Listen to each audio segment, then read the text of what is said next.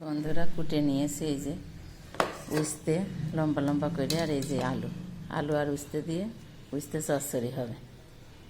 এই উস্তেটা আমি কেটে নিয়েই ধুয়েছি, না হলে পরে উস্তেটার গন্ধ লাগে, ছেলে পেলে খেতে চায় না, এই জন্য এইভাবে কুটে ধুইছি। আর আলুটা ধুয়েই কুটেছি। এই দেখো কড়াই গরম হয়ে গেছে, তেল দিয়ে দিলাম কড়াইতে পরিমাণ মতো। এই দেখো পাঁচফোড়ন দিয়ে দিলাম। পাঁচফোড়নটা একটু লাল লাল হলে ওগুলো দিয়ে দিল। লাল লাল হয়ে গেছে, দেখো আলুগুলো দিয়ে দিলাম। তোমরা হয়তো ভাবছো যে ভাজলো না, দিয়ে দিল।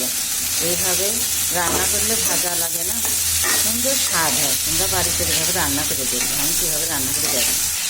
একটু জিনিস বেশি ভাজা করলে ভিটামিনটা নষ্ট হয়ে যায়, এভাবে রান্না করলে ভিটামিন বজায় থাকে। সে কটা কাঁচা ঝাল দিয়ে একটু লবণ দিলাম, অল্প একটুখানি হলুদ, একটু চিনি দিলাম, একটু নেড়ে নিয়েছে। এ কিন্তু বেশি ভাজি করবো না, একদম অল্প কোনো রকম নেড়ে আমি জল দিই। এবার একটা কাঁচা গন্ধ আছে, ওটা গেলেই জল দিই। একটুখানি তেল দিতে হয়, অল্প তেল দিলে ভালো লাগে না। এবার দেখো এই যে জল দিয়ে দিই অল্প একটু। এটা জালটা একদম অল্প দিতে হবে, দিয়ে ঢেকে দিতে হবে। জলটা কিন্তু অল্প দিয়েছে, বেশি না। ঢাকনাটা খুললাম, এই দেখো একটু নেড়ে দিতে হয়, এইভাবে নেড়ে দিয়ে আবার ঢেকে দিতে। আবার একটু খুললাম, এই দেখো অনেকটা জল শুকায় গিয়েছে, উস্তেগুলো গলে গিয়েছে, আলুগুলোও গলে গিয়েছে। এবারটা নামাবো, অল্প একটু নেড়েছে। জলটা মিডিয়াম দিয়ে জলটা শুকায় ঘাটামাটা করে নাম। এতে কিন্তু আমি কোনো বাটনা ব্যবহার করি না।